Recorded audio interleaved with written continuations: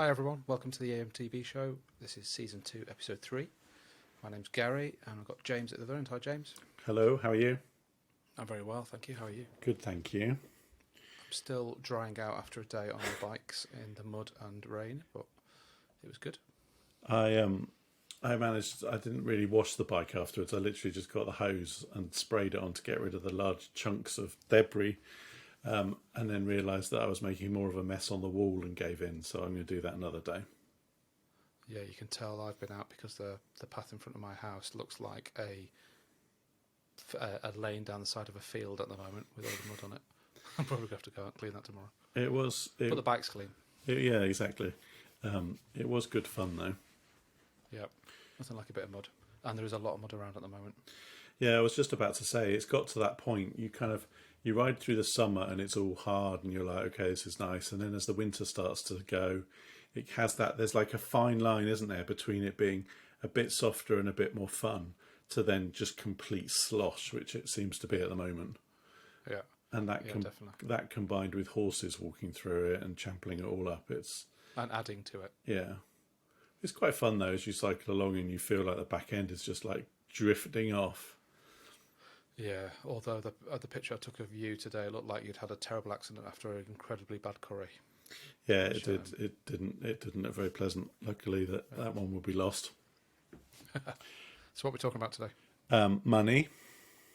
Yeah, there's never enough. Next. Charging. I could probably say there's never enough to that as well. New battery tech. Yeah. Rear shock pressures. Yeah, okay. And something on Strava. Yes. Oh, yes. Those are the big topics for today. Okay. Starting with money. Yeah, go for it. So you're lending me some. Yeah, I wish I had some to lend. So I was catching up on all of the latest electric bike news, and there were a couple of bits that I found really interesting. One was about money and how much has been spent last year. I think it was a 6-month period. I don't think it was the whole year period. But basically the stat was 1 in every £5 that was spent on bikes was spent on e-bikes. And that was purely limited by the supply. That's crazy. So basically, if there was no restrictions on availability, it would have probably been a lot more. Yeah. And is that covering everything that's ever spent in a bike shop, basically? Well, going in and buying a tyre or something? Well, I don't know. Don't know what it was. I mean, it's probably money spent on the actual purchase of bikes, I would guess, rather than accessories. Yeah. That's crazy. It's a lot of money. Yeah, it's impressive. It will be interesting to see where this year goes, based on the fact that we're still in lockdown, and this year's probably going to be, to a large extent, written off until most people have the vaccine and the numbers start to drop a lot more. Yeah, but I think the availability is going to start getting better into it. The demand, I think, where a lot of the components are made are all working properly now, or certainly in a more structured way. And the demand, that early demand, has probably settled a bit, I'd like to hope. Yeah. Although, looking at bikes today on chain reaction, nothing's in stock, as always. Out of stock. Unless you want an extra small or an extra large. Yeah, in pink. Yeah. Oh, really? Yeah. Yeah, so it will be interesting to see where that goes over the next 12 months. Yeah. I think it's still true as well. The demand is still there because, I mean, I've mentioned it before, there's still loads of people advertising and they're selling really high-end mountain bikes. And when you either look at it, they'll either put it in the advert, or if you inquire why you're selling it, they're moving to an e-bike. And it's not all people of an older generation. It's more and more people are going, you know what, I'm going to actually jump on an e-bike now. Yeah. Or they've had a go and thought, actually, they're pretty good. And to today's point, everywhere we went today, there was e-bikes. And I'm not talking shoppers, I'm talking pretty high-end YTs and decent ones. Yeah. So they're everywhere. No, I think the moment people try them, they're like, that's it, I'm hooked. I want one. Yeah. And then it's just the endless upgrades you can do on them, but they are great fun. There's no getting away from how much fun they are. Yeah. So charging. Tell me about charging. So I think there were two articles I read. I've obviously learned to read this week. So one was about I think it's in Amsterdam. They're doing induction charging. They're testing out induction charging. So they're building a pad to the underneath of or just in the road underneath a bike stand on the side of the road. You do need a kickstand, which is a special type, which isn't ideal, but I think this is like alpha testing. Next thing I'd be saying, you've got a extra wide saddle with springs on it. Yeah, well, that's the thing, and also you can't use tan sidewall tyres either because that reflects the power back down. Yeah, it's too cool. So when you park your bike, you put the kickstand down over this plate, which looks to be about kind of a foot square. And the bike starts charging, and then you just obviously leave your bike there for the day or however long you're there, and it's charging while you're gone, which I think is very interesting. I mean, it may not be the finished article, bearing in mind you've got to have a massive, great big yellow kickstand. Actually, that wouldn't look too out of place on mine, but it does show that good, interesting things to come. I've said for a while that when you go into sort of cafes or airports or things like that, you've got like a universal mobile phone charging thing with all the different things. I can't believe that someone isn't selling a bike charger which has a Bose end, a Bosch end, a Shimano end that you can put in a cafe or a bacon roll hut on the side of a road or something like that. I think that would be really interesting.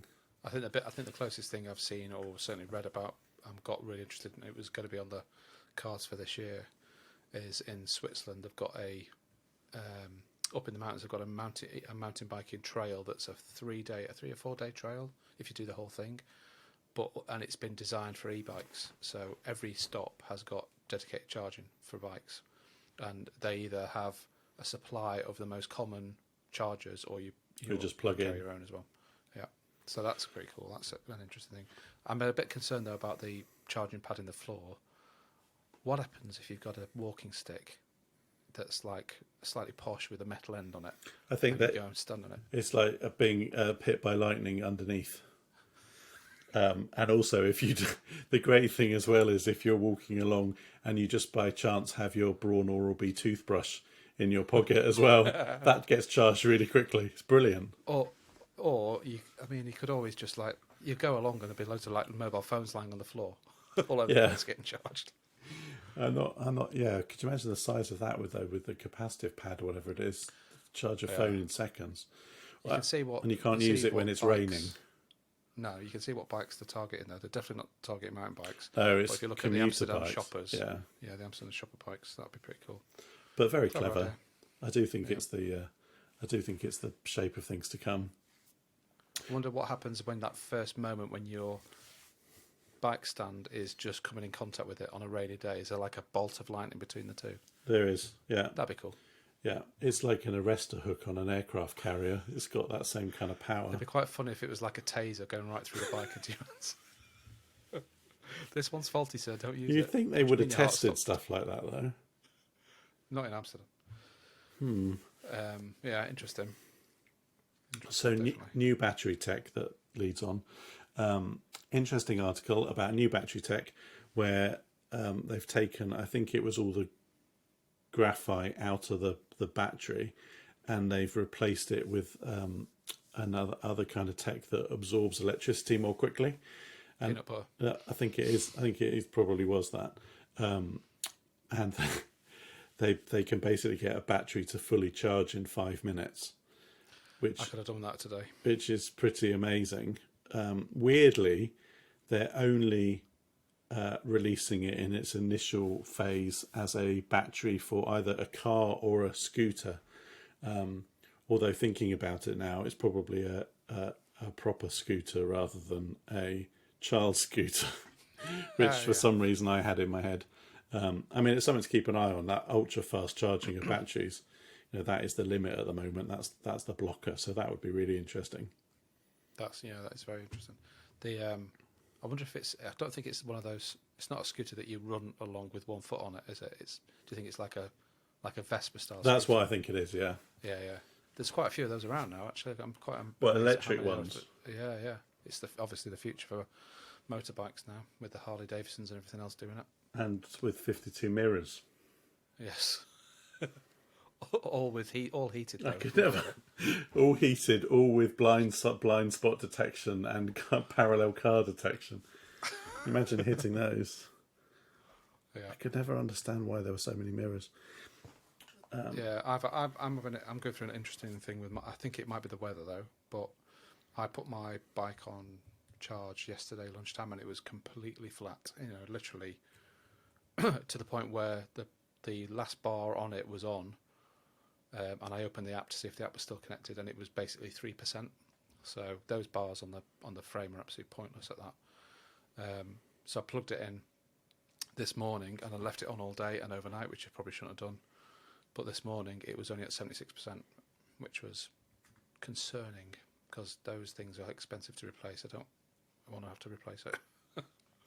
That is ridiculous. But if it was battery fade, you would expect it to say it's charged to 100, but actually just not get the time out of it. Yeah, interesting. Don't know. So I'll have to keep an eye on that. Maybe your dog went down in the middle of the night and unplugged it.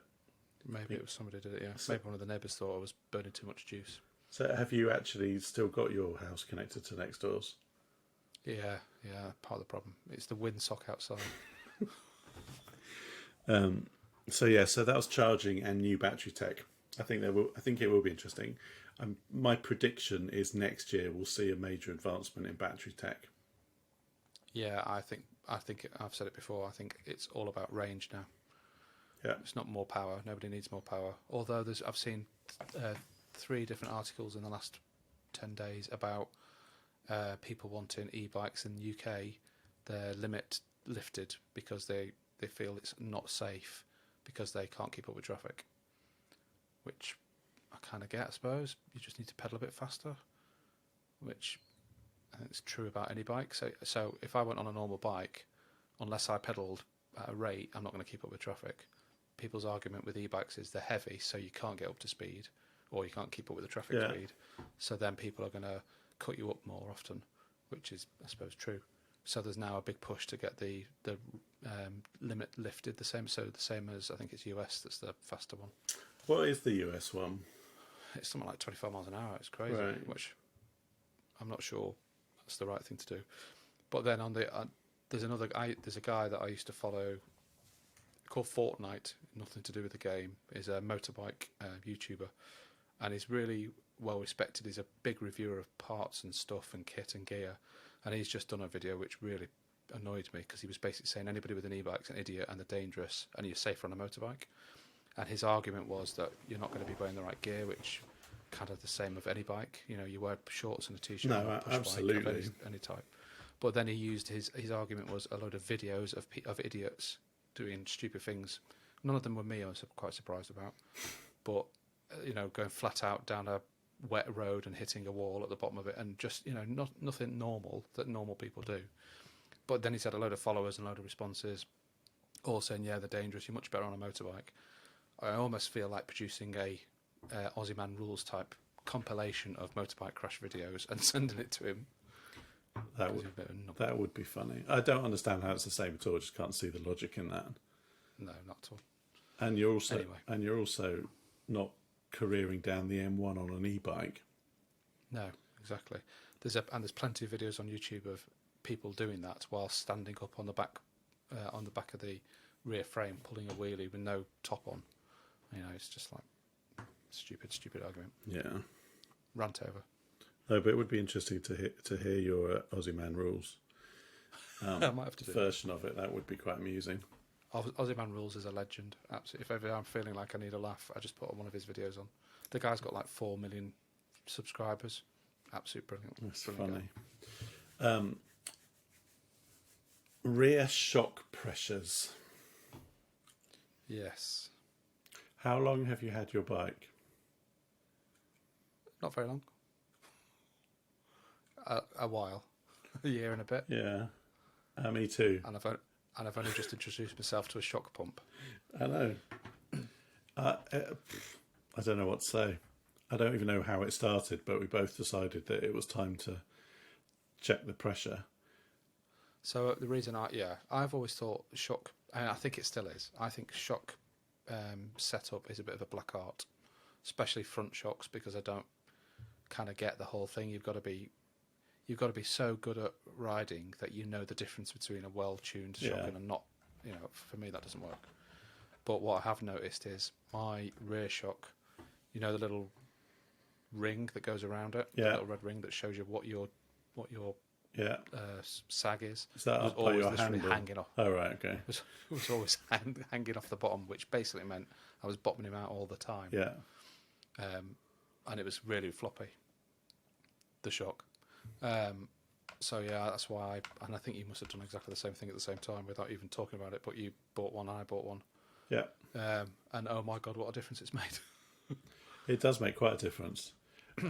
So I mean, there are numerous videos out there. I think I'm pretty sure it would have been a Park Tool one that I watched. Strange that. So they basically say, put all of your kit on, put everything you would normally wear to go out, helmet, everything, water, drink, whatever it is, and then either do it somewhere safe or get someone to help you.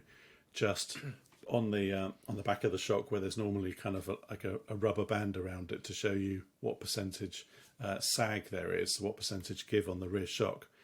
If you push the elastic band so it's right at the beginning again, and then you sit on it, don't bounce, just sit on it and take your weight off the put your weight fully onto the bike. It shouldn't be any more than 30%. Is the kind of rule of thumb that I was working on. And so then what you do is you use the shock pump to introduce some more air into it, and obviously the more air, the less sag there is. So get that so it's about 30%. And interestingly, although having gone down some of the same place that we did go down, which I would normally get pedal strike and things like that, because the bike sags a lot more, sags less now than it did. It hasn't happened since. Yeah. It's quite a difference. But I was right up there on about 305 psi. You're literally like heaving the last bit of air out of this minuscule pump. So the other thing I was always doing was locking out my rear shock as well, just to get, if I wanted to motor on a bit. And I've not, today I consciously checked it and I was not locked out. And it wasn't rock hard, because that would have been bad, because that would have been too much air in it, but it was firmer, but with some give, and I just rode it like that all day, and it was brilliant. I was not messing about with it at all. So yeah, I'm really impressed with that, actually. I can't believe it's taken so long for me to do. And how much air did yours have in it? It was in single figures. It was literally in single figures. So it has, it sounds like it must have a leak if it's that bad. But yeah, be interesting to keep checking it. But I think the good thing is that once you know what the right thing is, you can just push it straight back to that pressure again. You haven't got to keep testing once you know it is. So I know mine's 305. I think mine's at like 220, no, 235 or something like that. I didn't go crazy because I'm worried about if there is a leak or if there's a seal that's going, I'm going to just make it worse. Yeah. But I think I bought the shock pump. In fact, we bought the same shock pump off Amazon. Amazon also, yeah. And I don't think you need to spend. I don't think you need a Part Tools pump for the amount of time. I don't know that. I don't think they do a shock pump. I did look many times. I don't think they do. That's maybe one for another research session.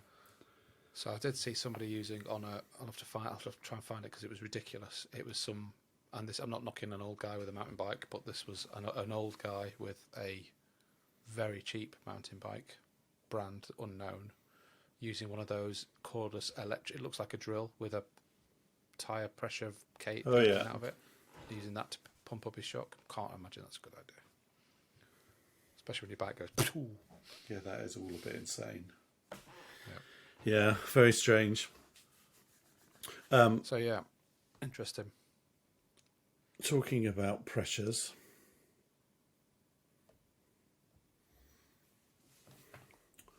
Tyres. We've talked about this before, haven't we? I have. But I've just seen your numbers and they're a lot lower than I thought they would be with your recommended front and rear PSI numbers. Yeah, so this is an article off the Enduro MTB magazine website, enduro-mtb.com. We'll post a link in the show notes. Really interesting. Awesome magazine, by the way. Absolutely love it. But this is a really interesting one because this goes against all my inner being, because I've got this habit of running everything at 1,000 psi, so I'm literally riding on balloons. But based on your weight and then what type of... It's not all tyre my you're weight. using. It's the individual. It's not everyone on my weight. Based on James's weight, this is what everybody else should be riding. But the PSI, so as an example, a snakeskin type trail tyre, it's 18 psi on the front, 20 on the rear. That's just insane for somebody that's just below 60 kilograms. I know that's quite a lightweight person, and I'm nowhere near that.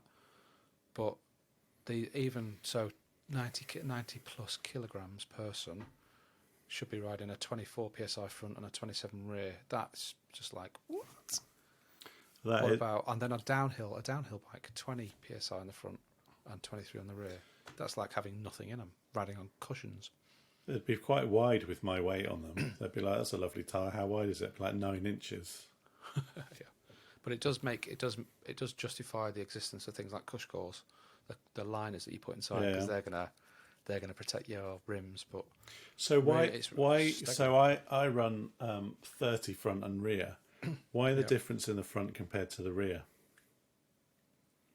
I would have always thought you need less in the front because you want to get more cornering grip from the front, and you want more traction on the rear in the form of forward motion traction. So you want to be able to, when you put the power down, it doesn't just bend; it just keeps the shape of the tyre. That's what I think, anyway. Somebody will probably happily correct me. But yeah, if I've got my front tyre too high, then I know about it because I'm all over the place, and I've had a few moments because of that. But I'm still doing it. I'm still running ridiculous pressures. Well, I remember when I first started, I was running front and rear at 40. Yeah. And you know, like you're going down a track or something, and you hit a stone, and you're like in orbit by the time you realise. Whereas 30 is noticeably different and a lot. It's a lot softer. I think you get much more grip. Yeah, and today was the first time I didn't and I consciously had to force myself not to. And you do anyway with tubeless. You need to check your pressures every few days or at least every week. This time I didn't. I just got straight on the bike and rode, and I could tell that they were down a bit. I just thought I just need to get used to this because I can't keep riding at 40 psi. That's ridiculous. Yeah. So yeah, interesting. Quick reminder: if you're watching us on YouTube, hit the subscribe button, give us a thumbs up. We'll keep posting these on YouTube as well as our standard podcast services. But yeah, if you're enjoying it being on YouTube, let us know. Although I was self-conscious today because of COVID hair, realising that actually we're doing YouTube. Look at my COVID hair. I went extreme. Well, I've gone the other extreme. I look like a Yeti. So yes, less said on that, the better.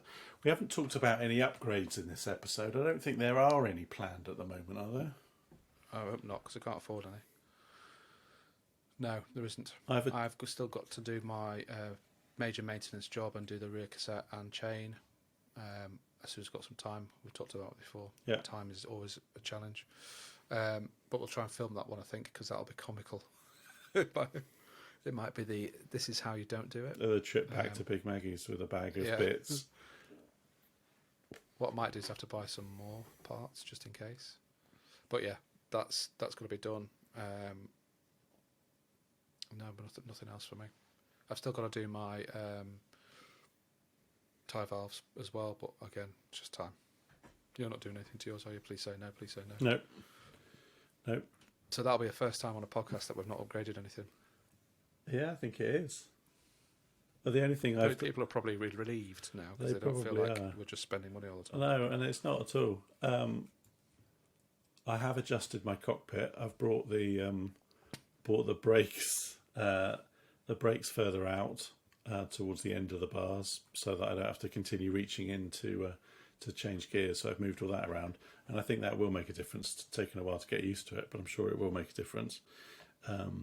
The one thing that I haven't done that I keep telling myself I need to do is just put it on the stand and just check every bolt and every nut and everything, just to make sure they're all tight after I rip the derailleur off. Anything loose? I was surprised at how many things took a bit of a turn. Really?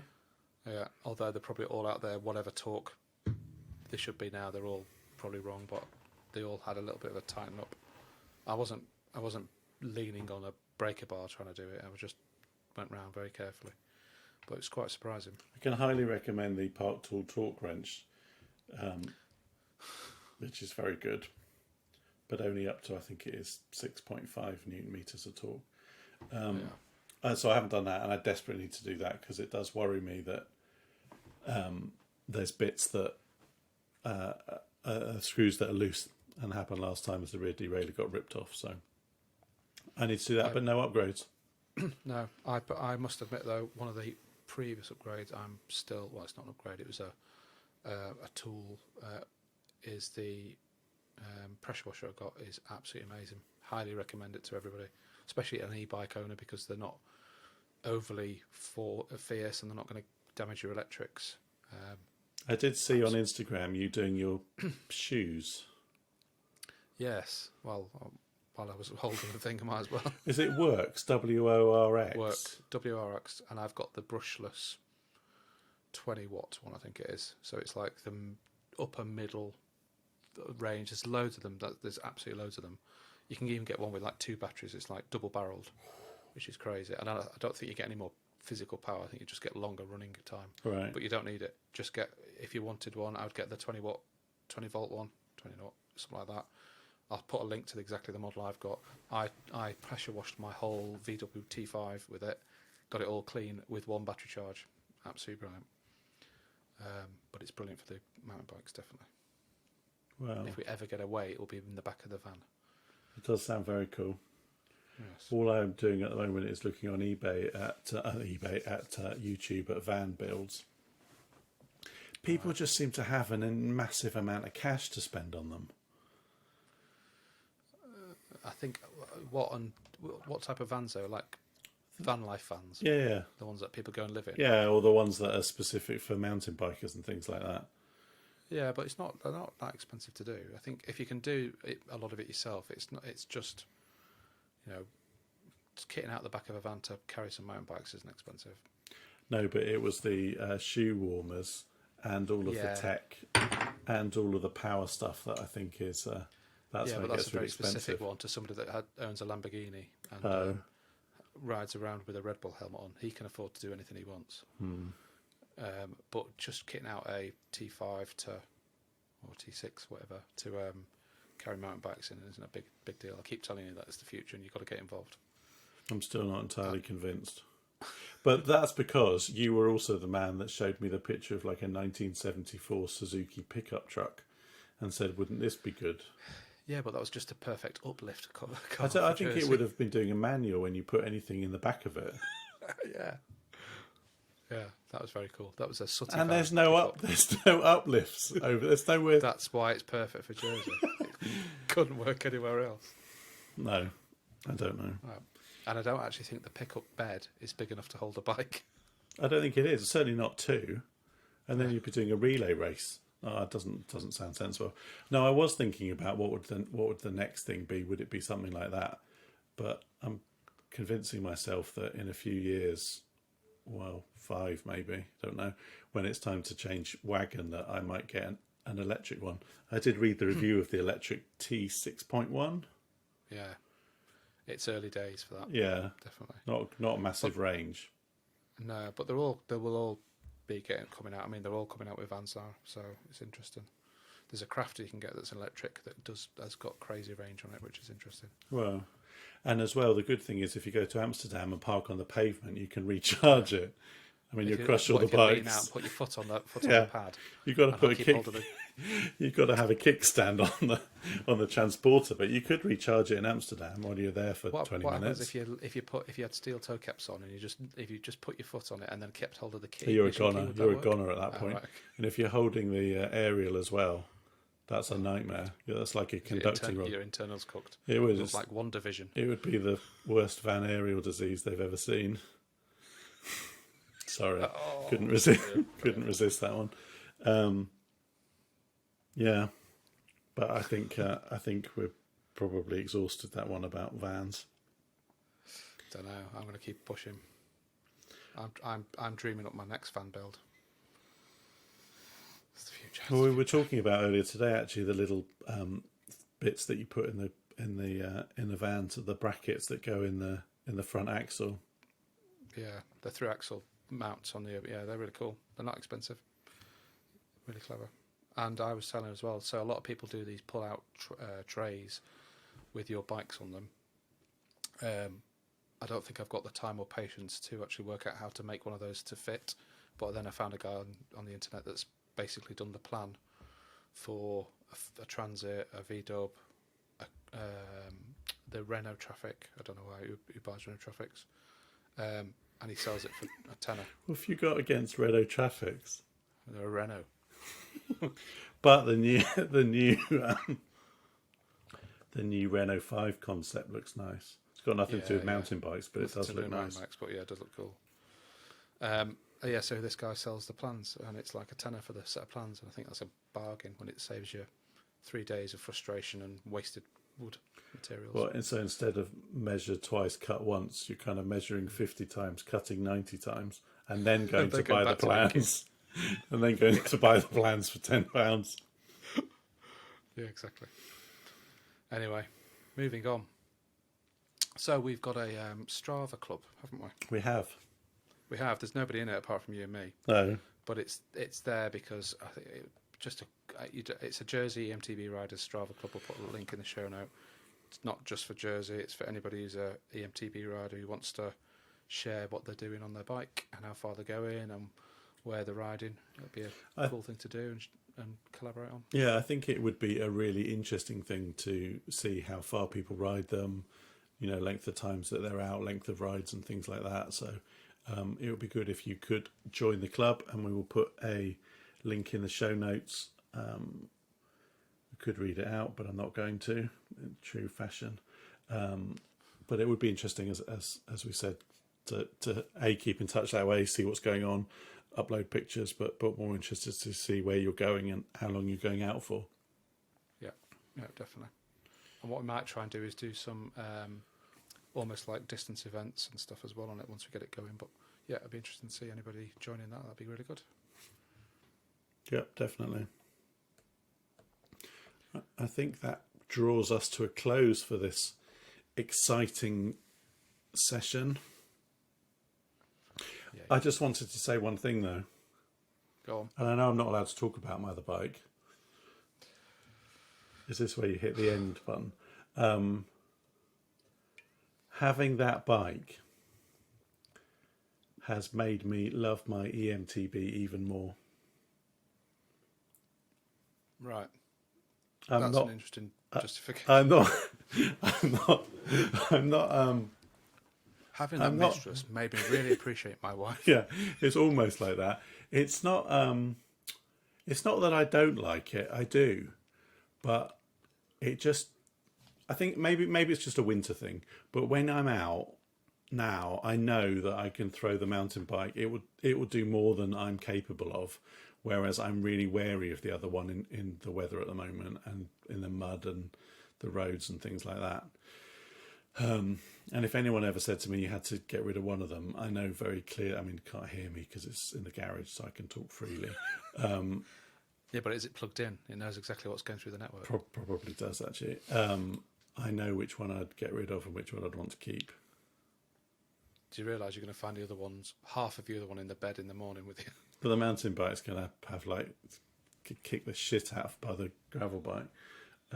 It is a great bike. It is amazing, and it is much lighter, and it's really nimble and all of that stuff. But there's just something about the mountain bike that is just a real brute of a thing that I adore. But at least you didn't buy another version of exactly what bike you've got. I still think about that every day. No. Whether it was the right choice or not. Could have had one in a different colour. That would have been ridiculous. Yeah, it would have done. But some of the things that I really wanted from a tech perspective on the other bike, which was my reason for going for it, which was the Bosch, the next one up after the Purion, which I now can't remember what it's called, is like, it's not actually worth having that one. The Purion I've seen a lot of. I can't remember what it's called, that one. It looks really cool, but I've seen so many pictures, certainly on Instagram as well, of where people have crashed and it's been destroyed. Yeah, you know, there's loads of like, oh, here's my head unit that's knackered, and I mean that can happen to any Garmin or Wahoo as well. But for what it is and the amount of money it is, it's very, very exposed and very fragile. I'm not going to be able to find it quickly enough, am I? The one I've got is Purion, which is the one that most of them have. And Bosch bikes, yeah. And actually that does pretty much everything you want it to do. But the next one up is the removable one, which I now can't find. I think it does navigation. So if you use the app on your phone, which actually help me where it is. If you use the app on your phone, you can create a route, and it then sends the route onto the head unit, so it'll follow the route, but it won't do any recalculation of the route. And if you decide that you need to go to an alternate airport or wherever, an alternate destination, it won't recalculate. Okay. So not worth it. And I will finally get to Kiox. All right. It's the one I've got. Looks nice, but not a massive improvement over the Purion. Only because the Purion does it so well, and it's just such an easy thing to use. And I don't have anything like that on mine at all. I don't really feel I need it either, so I'm not that bothered. No, you're a Mine's purist. naked. My bike's naked. Now that's a thought to leave us all with. Anyway, thank you very much. If you would like to get in touch, email us at podcast@the-emtbshow.com or Instagram or Twitter, both of them at the eMTB show. So we'll put all of those links in the show notes. And as we said before, the Strava Club will also put in the show notes as well. Please join that so we can see what's going on and we can talk about some of the distances and things that people have uploaded and travelled in the coming few weeks. And we will leave it at that. Great. Great. Nice to speak to you. See you again soon. Thanks very much. Bye. Bye.